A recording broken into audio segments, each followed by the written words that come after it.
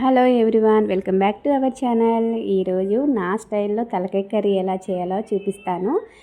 ఇంకా కర్రీ అయితే మొత్తం శుభ్రంగా కడుగేసుకోవాలి. ఇంకా నెక్స్ట్ గ్యాస్ వెలిగించుకొని నేను కుక్కర్లో చేస్తున్నాను. ఇంకా కుక్కర్ పెట్టేసుకొని అందులో ఆయిల్, ఇంకా ఉల్లిగడ్డ ఒకటి, పచ్చిమిర్చి వేసి మొత్తం కలిపేసుకోవాలి.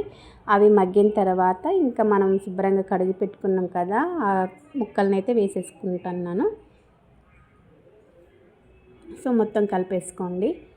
ఇంకా నెక్స్ట్ అయితే అది కొద్దిగా మగ్గేలోపు నేను టమాటా, ఆనియన్, అల్లం వెల్లుల్లి మొత్తం కలిపి మిక్సీ పట్టేసుకున్నాను అనమాట.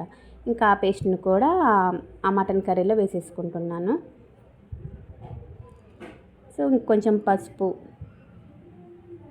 మొత్తం కలిపేసుకొని మళ్ళీ ఒక దాంట్లో ఆ టమాటాలో మిక్సీ పట్టిన పేస్టు పచ్చివాసన పోయేంత వరకు కొంచెం సేపు ఒక 5 నిమిషాలు అలా పగ్గనివ్వండి. ఇంకా దాంట్లోనే ఉప్పు, కారం వేసేసుకోండి. మీకు సరిపడా ఉప్పు, కారం వేసుకోండి. ఇంకా అది కూడా కొద్దిసేపు మగ్గిన తర్వాత ఇంకా నేను చింతపండు ముందే నానబెట్టేసుకున్నాను. ఇంకా చింతపండు రసాన్ని కూడా వేసేసుకుంటున్నాను. ఇక్కడ తగినన్ని వాటర్ పోసుకోండి. ఇంకా మరీ పులుపుగా మేము తినాం కాబట్టి మామూలుగా ఉంటే సరిపోతుంది. టేస్ట్ చాలా బాగుంటుంది. ఇంకా నేను 4 విజిల్కైతే పెట్టేసుకున్నాను. చాలా చక్కగా ఉడికిపోయిందనమాట. చూసారు కదా. మనకి చిక్కగా కావాలనుకుంటే కార్న్ఫ్లోర్ కానీ బియ్యం పిండి కానీ ఉంటే ఆ పిండి కలిపేసుకోండి. ఇంకా మాకు సూప్ ఎక్కువ తింటారు కాబట్టి ఇంట్లో నేను సూప్ ఎక్కువగానే ఉంచాను. కొంచెం మసాలా వేసుకుంటున్నాను.